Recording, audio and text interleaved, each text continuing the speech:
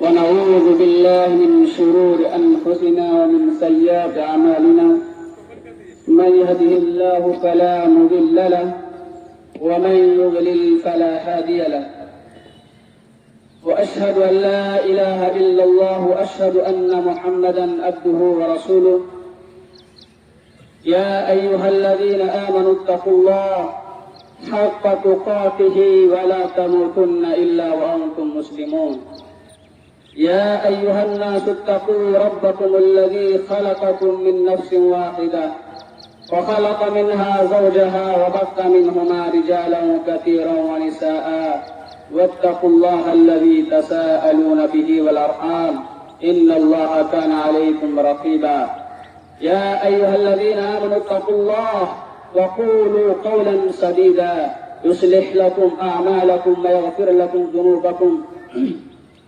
ومن يطع الله ورسوله فقد فاز فوزا عظيما أما بعد فإن خير الحديث كتاب الله وخير الهدي هدي محمد صلى الله عليه وسلم وشر الأمور محدثاتها وكل محدثة بدعة وكل بدعة ضلالة وكل ضلالة في النار أعوذ بالله من الشيطان الرجيم بسم الله الرحمن الرحيم فصل لربك وانحر معزز و موقر اراکین مسجد حاضہ و معزز سامعین نظام پردہ نشین پیاری مائیں اور بہنیں، سب سے پہلے میری طرف سے اور اراکین مسجد حاضہ کی طرف سے تمام لوگوں کو دل کے خلوص کے ساتھ اس عید قربان کی مبارکبادی پیش کرتے ہیں۔ تقبل اللہ منا ومنکم۔ معزز سامعین کرام، یقیناً آج کا دن تمام مسلمانوں کے لیے بڑی خوشی کا دن ہے۔ آج ہم لوگ یہاں پر عید الاضحیٰ یعنی عید قربان کی مناسبت سے تمام لوگ اکٹھے ہوئے ہیں۔ اللہ تعالی ہمارے اس جمع ہونے کو قبول فرمائے، اللہ تعالی ہمیں بار بار یہ خوشیاں نصیب فرمائے، اللہ تعالی یہ دن بار بار ہمارے لیے لوٹائے۔ معزز سامعین کرام، قربانی ایک عظیم اور اہم مالی عبادت ہے، اسی لیے اس عمل کو بڑی فضیلت اور اہمیت حاصل ہے۔ اگر تاریخ کا مطالعہ کیا جائے تو معلوم ہوتا ہے کہ بارگاہ الہی میں سب سے پہلے بارگاہ الہی میں قربانی پیش کرنے کا سلسلہ آدم علیہ السلام کے دور سے ہی چلا آ رہا ہے۔ چنانچہ اللہ رب العالمین نے سورۃ المائدہ سورہ نمبر 5 آیت نمبر 27 سے لے کر 31 کے درمیان آدم علیہ السلام کے دو بیٹوں حابیل اور قابیل کا قصہ ذکر فرمایا ہے کہ آدم علیہ السلام کے دونوں بیٹوں نے اللہ تعالیٰ کے حضور قربانی پیش کی، جن میں سے ایک بیٹے کی قربانی قبول ہوئی اور دوسرے بیٹی کی قربانی قبول نہیں کی گئی۔ دونوں بیٹوں نے قربانی کیوں پیش کی تھی؟ کس چیز کی قربانی پیش کی تھی؟ ایک بیٹے کی قربانی کیوں قبول ہوئی، دوسرے بیٹے کی قربانی کیوں قبول نہیں ہوئی؟ اس زمانے میں قربانی قبول ہوئی یا نہ ہوئی کیسے پتا چلتا تھا؟ ایک لمبا قصہ ہے، ایک لمبی تفصیل ہے، چونکہ وقت مختصر ہے اس لیے تفصیل میں جانا نہیں چاہتا۔ تفصیل کے لیے سورۃ المائدہ سورہ نمبر 5 آیت نمبر 27 سے لے کر 31 تک کا مطالعہ کر سکتے ہیں۔ بہرحال قربانی کا عمل ہر امت کے لیے مقرر کیا گیا ہے، جیسا کہ اللہ رب العالمین نے سورۃ الحج آیت نمبر 34 کے اندر ارشاد فرمایا، وَلِكُلِّ أُمَّةٍ جَعَلْنَا مَنْسَكًا لِيَذْكُرُوا اسْمَ اللَّهِ عَلَى مَا رَزَقَهُم مِّن بَهِيمَةِ الْأَنْعَامِ۔ ہم نے ہر امت کے لیے قربانی اس لیے مقرر کی ہے تاکہ اللہ کے بندے مویشیوں پر، چوپایوں پر اللہ تعالیٰ کا نام لیں اور اللہ رب العالمین نے انہیں جو عطا کیے ہیں اس پر اللہ رب العالمین کا ذکر کریں۔ البتہ ہر امت کے طریقے اور صورت مختلف رہا ہے، یعنی ہر امت کے قربانی کرنے کا طریقہ الگ رہا ہے۔ انہی طریقوں میں سے قربانی کی ایک عظیم الشان صورت وہ ہے جو امت محمدیہ کو عید الاضحیٰ کی قربانی کے طور پر بتائی گئی ہے، جو حضرت ابراہیم علیہ السلام کی قربانی کی یادگار ہے۔ معزز سامعین کرام، سبھی کو معلوم ہے کہ ابراہیم علیہ السلام ایک جلیل القدر نبی اور رسول گزرے ہیں، ایک عظیم شخصیت گزری ہے۔ ابراہیم علیہ السلام کی زندگی میں تمام مسلمانوں کے لیے، تمام ماؤں اور بہنوں کے لیے کئی سارے اسباق ہیں، کئی سارے دروس ہیں۔ ابراہیم علیہ السلام کی زندگی کا مطالعہ کیا جائے تو معلوم ہوتا ہے کہ ابراہیم علیہ السلام کو اس کی زندگی میں کئی طرح سے آزمایا گیا، کئی طرح سے ان کا امتحان لیا گیا، لیکن حضرت ابراہیم علیہ السلام ہر طرح کے امتحان، ہر طرح کی آزمائش میں کامیاب ہو گئے۔ ابراہیم علیہ السلام کی پیدائش جس ماحول میں ہوئی، ابراہیم علیہ السلام نے جس علاقے میں آنکھیں کھولی، وہ پورا علاقہ شرک و کفر کی غلاظتوں سے ڈوبا ہوا تھا۔ خود ابراہیم علیہ السلام کے والد آزر بتوں کو اپنے ہاتھوں سے بنا کر بازاروں میں بیچا کرتا تھا، تو آپ سمجھ سکتے ہیں کہ حالات کتنے خطرناک رہے ہوں۔ ایسے پرخطر اور اس قدر نازک حالات میں ابراہیم علیہ السلام نے توحید کی دعوت کو شروع کیا، نعرہ توحید کا پرچم لہرایا، توحید کی دعوت کو عام کرنا شروع کیا، جس کی وجہ سے ابراہیم علیہ السلام کو طرح طرح کی پریشانیوں اور تکلیفوں کا سامنا کرنا پڑا، طرح طرح کی اذیتیں برداشت کرنی پڑی۔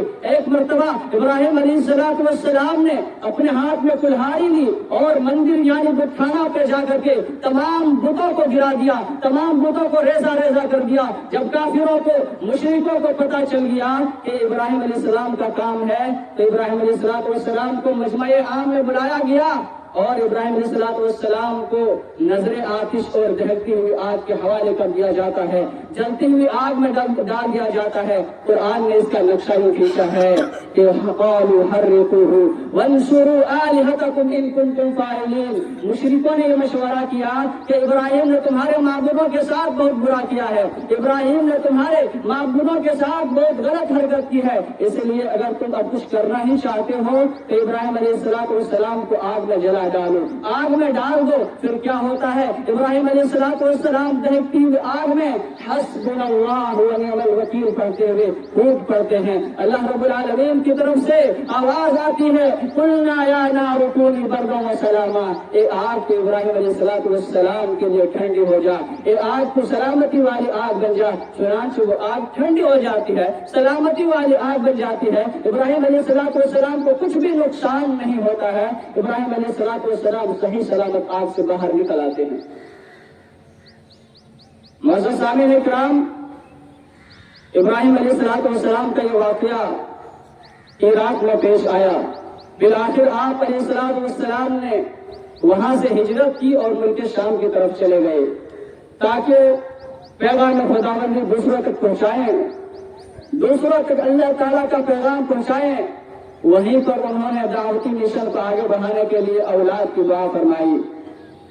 غور کیجئے، ابراہیم علیہ السلام کی عمر 80 پار کر چکی ہے، اولاد پیدا ہونے کی کوئی امید نہیں ہے، لیکن پھر بھی اللہ رب العالمین کی بارگاہ میں جھولی پھیلائے ہوئے اللہ رب العالمین سے دعا کر رہے ہیں، رب هب لي من الصالحین، رب هب لي من الصالحین، اے اللہ تو ہمیں نیک بخت اولاد عطا فرما، تو ہمیں صالح اولاد عطا فرما۔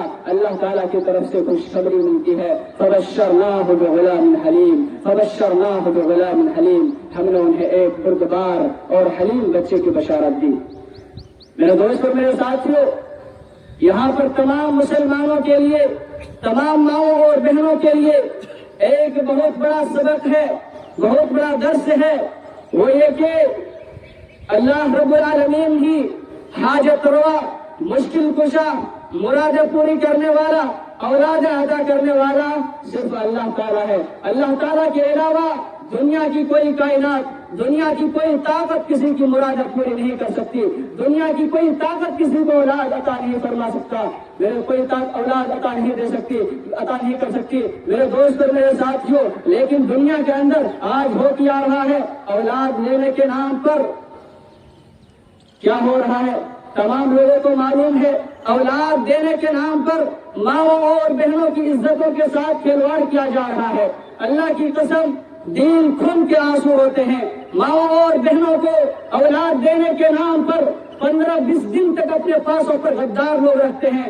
اولاد عطا کرنے کے نام پر ماؤں بہن بیٹیوں کی عزتوں کے ساتھ کھلواڑ کیا جاتا ہے، ان کی عزتوں کو فراموش کیا جاتا ہے، ان کی عزتوں کی دھجیاں اڑائی جاتی ہیں۔ پھر بھی کچھ لوگوں کو لگتا ہے کہ ہماری ماؤں اور بہن بیٹیوں کی عزتیں ابھی بھی محفوظ ہیں، ابھی بھی ہماری ماؤں اور بہن بیٹیوں کی عزتیں صحیح سلامت ہے۔ یہ ساری چیزیں ہونے کے باوجود اللہ کی قسم کھا کر کے کہتا ہوں، آج دنیا کے اندر یہ چیزیں ہو رہی ہیں کہ ماؤں اور بہو بیٹیوں کے ساتھ اولاد عطا کرنے کے نام پر غلط کام کیا جاتا ہے، ان کی عزتوں کے ساتھ کھلواڑ کیا جاتا ہے۔ لیکن کچھ لوگوں کو لگتا ہے کہ ماؤں اور بہن بیٹیوں کی عزتیں وہاں پر جانے کے باوجود بھی سلامت ہے، اور جبکہ وہیں پر اگر کچھ مائیں بہن بیٹی مسجد میں باپردہ ہو کر کے باپردہ رہ کر نماز پڑھنے کے لیے آئے تو وہیں پر ان کی ماں بہن بیٹیوں کی عزت محفوظ نہیں رہ سکتی، ان کی ماں بہن بیٹیوں کی عزت غیر محفوظ ہو جاتی ہے۔ اللہ اگر ان کی ماں بہن بیٹیوں غیر اللہ کے پاس جاتی ہیں، ان غداروں کے پاس جاتی ہیں، ان جاہلوں کے پاس جاتی ہیں، 1 ہفتہ 15 دنوں کے تک کے لیے اپنے آپ کو حوالے کر دیتی ہیں، تنہائی میں ان کے ساتھ رہتی ہیں، ان کی عزتوں کی دھجیاں اڑائی جاتی ہیں، پھر بھی ان کی عزت اگر صحیح سلامت ہے اور مسجد میں نماز کے لیے آنے سے ان کی ماں بہن بیٹیوں کی عزتیں فراموش ہو جاتی ہیں، غیر محفوظ ہو جاتے ہیں، تو ایسے لوگوں کو اللہ تعالیٰ کے علاوہ اور کوئی ہدایت نہیں دے سکتا۔ یضل بہ من یشاء ویہدی بہ من یشاء۔ بہرحال حقیقت یہی ہے میرے دوست اور میرے ساتھیوں، ابراہیم علیہ السلام نے اللہ تعالیٰ سے دعا کی، رب ہب لی من الصالحین۔ اللہ تعالیٰ سے کسی کو نا امید نہیں ہونا چاہیے، مایوس نہیں ہونا چاہیے۔ اللہ تعالیٰ نے فبشرناہ بغلام حلیم کہہ کر 80 سال کے بعد ابراہیم علیہ السلام کو اولاد عطا فرمائی۔ اس سے معلوم ہوتا ہے کہ اولاد عطا کرنے والا صرف اللہ تعالیٰ ہے۔ آپ مانگ کر کے دیکھیے میرے دوست اور میرے ساتھیوں، اس آیت کریمہ میں اللہ رب العالمین نے حلیم کہہ کر یہ اشارہ کر دیا ہے کہ بچہ بڑا ہو کر بار ہوگا، متحمل مزاج ہوگا، برداشت کرنے والا ہوگا اور صبر کرنے والا ہوگا۔ وہ بچہ کون تھا؟ وہ حضرت اسماعیل علیہ السلام تھے، جو اس وقت ابراہیم علیہ السلام کے اکلوتے بیٹے تھے۔ جب اسماعیل علیہ السلام چلنے پھرنے اور دوڑ دھوپ کرنے کے لائق ہو جاتے ہیں، فلما بلغ معه السعی، جب اسماعیل علیہ السلام چلنے پھرنے دوڑ دھوپ کرنے کے لائق ہو جاتے ہیں تو ابراہیم علیہ السلام کو ایک عجیب و غریب خواب کیا تھا۔ قرآن نے اس کا نقشہ یہ کھینچا ہے کہ یا بنیا انی اری فی المنام انی اذبحک فانظر ماذا تری۔ اے میرے پیارے بیٹے، میں نے خواب میں دیکھا ہے، کیا دیکھا ہے کہ انی اذبحک، میں تجھے ذبح کر رہا ہوں، یعنی میں اللہ تعالیٰ کے لیے تجھے ذبح کرنا چاہتا ہوں۔ فانظر ماذا تری، تو تمہاری کیا رائے ہے، تم کیا کہنا چاہتے ہو؟ میرے دوست میرے ساتھیوں، کتنا سنگین حالات ہیں، کتنا پرخطر ماحول ہے۔ ایک باپ اپنے بیٹے سے ذبح کرنے کی اجازت طلب کر رہا ہے۔ ذرا تصور کیجئے اگر آج کا دور ہوتا، اگر آج کا بیٹا ہوتا تو اس کا کیا جواب ہوتا؟ بیٹے کا جواب، اگر چھوٹا بچہ ہے، آج کے زمانے کا اگر بچہ چھوٹا ہے تو کیا جواب ہوتا، کیا ریئیکشن ہوتا؟ بیٹا یا تو گھر چھوڑ کر ہمیشہ کے لیے باہر بھاگ جاتا، کبھی بھی باپ کو نظر نہیں آتا۔ اگر بیٹا بڑا ہے، بچہ بڑا ہے، جوان ہو گیا ہے تو اس کا ریئیکشن کیا ہوگا؟ جواب کیا ہوگا کہ باپ کا دماغ سٹک گیا ہے، باپ کا دماغ خراب ہو گیا ہے، مجھے ذبح کرنا چاہ رہا ہے۔ میرے دوستوں میرے ساتھیوں، لیکن دیکھیے اسماعیل علیہ السلام کا کیا ریئیکشن ہے، اسماعیل علیہ السلام کیا جواب دیتے ہیں۔ قرآن نے اس کا نقشہ کھینچا ہے، بیٹے کا جواب ہے یا ابت افعل ما تؤمر ستجدنی انشاء اللہ من الصابرین۔ اے ابو جان، اللہ تعالیٰ نے آپ کو جو حکم دیا ہے اس کو کر گزریے، ستجدنی انشاء اللہ من الصابرین، آپ مجھے صبر کرنے والوں میں سے پائیں گے۔ ایسے دیکھے اللہ اکبر، ایک باپ اللہ کے لیے بیٹے کو ذبح کرنا چاہ رہا ہے، لیکن بیٹا بخوشی اجازت دے رہا ہے۔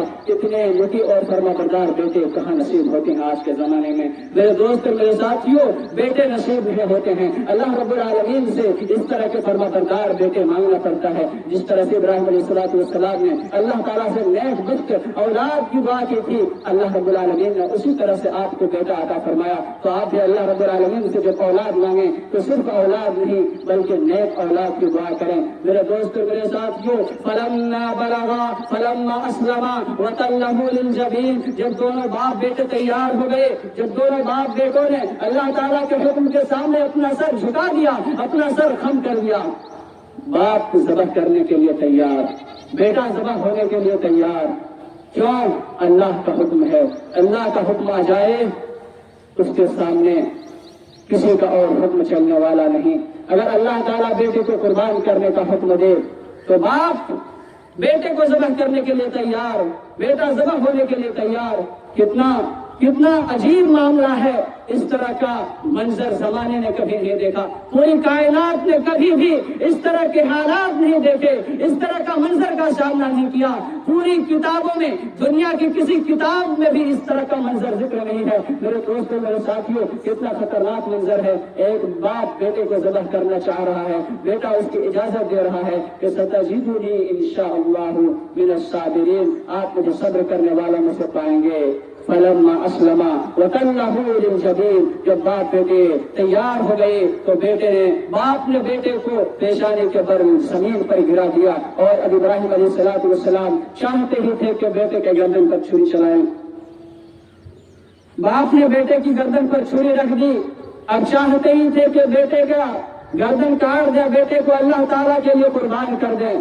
اللہ رب العالمین کی طرف سے آواز آتی ہے کہ ابراہیم اپنے بیٹے کو چھوڑ دیجئے اور اس مینڈھے کو ذبح کیجئے، جیسا کہ قرآن نے اس کا نقشہ یوں کھینچا ہے کہ وَنَادَيْنَاهُ أَن يَا إِبْرَاهِيمُ، ہم نے ابراہیم علیہ السلام کو بشارت دی، ہم نے ابراہیم علیہ السلام کو آواز دی، وَنَادَيْنَاهُ أَن يَا إِبْرَاهِيمُ قَدْ صَدَّقْتَ الرُّؤْيَا، تم نے خواب کو بالکل سچ کر دکھلایا ہے۔ إِنَّا كَذَلِكَ نَجْزِي الْمُحْسِنِينَ، ہم نے کرنے والوں کو، نیک عمل کرنے والوں کو اسی طرح سے بدلہ دیتے ہیں۔ ان ھذا لہو البلاء المبین، یہ تو کھلا ہوا ایک امتحان تھا، ایک آزمائش تھی۔ وفدیناہ بذبح عظیم، وفدیناہ بذبح عظیم، ہم نے اسے ایک ذبح فدیے کے طور پر عطا فرمایا۔ یعنی اللہ تعالیٰ نے ابراہیم علیہ السلام سے اسماعیل علیہ السلام کو چھوڑنے،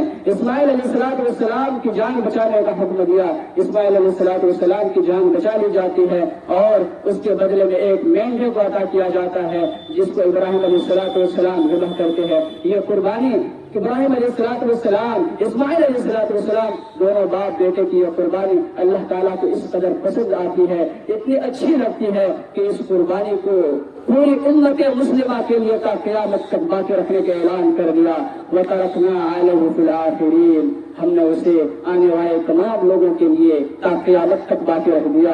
یعنی اب اسی قربانی کی یادگار میں تمام مسلمان قیامت تک قربانی کرتے رہیں گے۔ میرے دوستوں میرے ساتھیوں، آج ہم اور آپ سے کسی اولاد کی مانگ نہیں ہے، ہمیں اور آپ سے کسی اولاد کا مطلوب نہیں ہے، ہم سے صرف ایک جانور کا مطلوب ہے، ہم سے صرف اللہ رب العالمین ایک جانور کی قربانی مانگ رہا ہے۔ تمام مسلمانوں کو بخوشی ایک جانور قربان کر دینا چاہیے۔ ذرا سوچئے کہ اگر ابراہیم علیہ السلام کو اللہ تعالیٰ منع نہیں کرتے اور ابراہیم علیہ السلام اپنے بیٹے کی قربانی کر دیتے، اپنے بیٹے کو ذبح کر دیتے، اور اللہ تعالیٰ اگر اس چیز کو رائج کر دیا ہوتا، اگر اس چیز کا حکم کو باقی رکھ دیا ہوتا، تو ذرا سوچئے آج کے زمانے میں کتنے ایسے مسلمان ہوتے جو اس حکم پر عمل کر پاتے، کتنے ایسے مسلمان ہوتے جو اپنے بیٹے کو ذبح کر پاتے۔ میرے دوست اور میرے ساتھیوں، بیٹے کے ساتھ اس طرح کی حرکت کرنا کوئی آسان بات نہیں ہے۔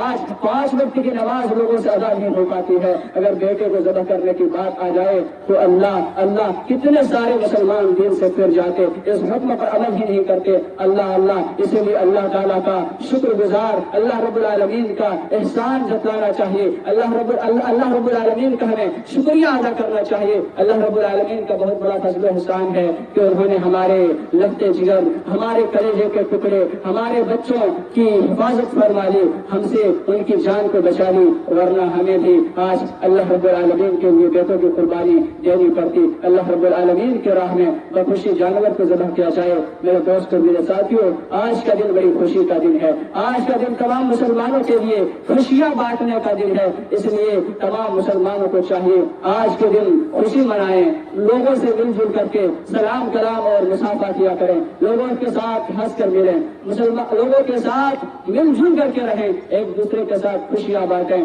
مائیں اور بہنیں اپنی سہیلیوں سے ملاقات کریں، ان کے ساتھ خوشیاں بانٹیں۔ اللہ کے نبی صلی اللہ علیہ وسلم نے عیدین کے دن، عید اور بقرعید کے دن خوشیاں منانے کا حکم دیا ہے کہ آپ لوگ خوب زیادہ سے زیادہ خوشیاں منائیں، اپنی خوشی کا اظہار کریں، لیکن شرط یہ ہے کہ اسلام کا جو حدود ہے، اسلام کا جو سیما ہے، اس سیما میں رہ کر کے اللہ تعالیٰ کی مخالفت کیے بغیر، اللہ تعالیٰ کی مخالفت کیے بغیر آپ جس طرح سے چاہیں خوشیاں منائیں، اپنے دوست احباب سے ملیں، دوسروں کے ساتھ تمام طرح کی چیزیں بانٹیں، ان کے ساتھ مل جل کر کے خوشیاں منائیں۔ اللہ تعالیٰ سے دعا گو ہوں کہ بار الہ ہم تمام مسلمانوں کو تمام طرح کی خوشیاں میسر فرما، بار الہ ہماری زندگی میں اس طرح کی خوشیاں بار بار نصیب فرما، بار الہ ہم تمام مسلمانوں کی قربانیوں کو قبول فرما، بار الہ ہم ابھی تیری راہ میں اپنی جانوروں کو اپنی استطاعت کے بقدر، اپنی طاقت کے مطابق ہم سے جتنا ہو سکا ہے، جس طرح ہو سکا ہے، ہم تیری رضا حاصل کرنے کے لیے تیری راہ میں جانور کو ذبح کرنے جا رہے ہیں۔ بار الہ تو ہم تمام لوگوں کی قربانیوں کو قبول فرما۔ اے اللہ، یقیناً ہم گنہگار ہیں، خطا کار ہیں، ہم سے خطا ہو ہی جاتی ہے، ہم انسان ہیں، ہم سے گناہ ہو ہی جاتے ہیں، لیکن بار الہ تو ہماری قربانیوں کو ضائع نہ فرما، بار الہ تو ہماری قربانیوں کو قبول فرما، اور ہماری زندگیوں میں اس طرح کی قربانیاں، اس طرح کی عیدیں، اس طرح کے تہوار بار بار نصیب فرما۔ آمین آمین، تقبل یا رب العالمین۔ والسلام علیکم ورحمۃ اللہ وبرکاتہ۔